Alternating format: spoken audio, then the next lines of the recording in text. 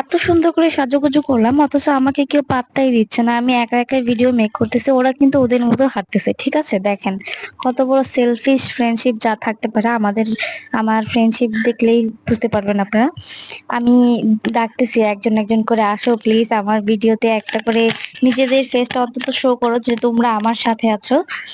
এই যে দেখছেন, মানে শেষ। আমি সারাক্ষণ একা একা ভিডিও করতেছি, কেউ না। আমি বলতেছি এই যে ও একটুখানি আসছে, দেখো আমাদের মুখ পুরো তেল তেল দিয়ে ভরে গেছে, এই মাত্র আমরা আসছি।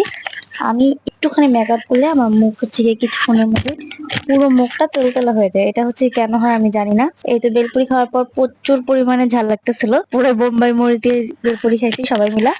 এখন আমরা শরবত খাবো। মানে ভিডিও করার টাইমে আমি বুঝতেই পারি না, আমি বলি প্লিজ একটা করে ভিডিও করব, ওরা কয় কি যে না না যা হয়েছে হয়েছে হয়েছে, আর আর হবে না। এটা কি হয়? তারপর আমার ভিডিও আমি করতেছি, মানে পুরাই আসলে আমাকে খুব সুন্দর লাগতেছে, তো কেউ আমার ভিডিওতে আসতে চাইতেছে না। এই তো এটা হচ্ছে কি আমার খুবই লক্ষ্মী একটা কলিজার ফ্রেন্ড। ও বলতেছে আচ্ছা ঠিক আছে, তোমাকে আমি একটা সুন্দর করে একটা ভিডিও মেক করে দিই, ঠিক আছে তুমি দাঁড়াও, আমি তোমার কানের ভিতরে গুজিয়ে দিই। তারপরে এই তো এখন আমরা চলে যাব। লাস্টে আমি বলি আচ্ছা ঠিক আছে, লাস্টে চলো আমরা সবাই মিলে একটা ভিডিও করি, এরকম হাত দিয়ে।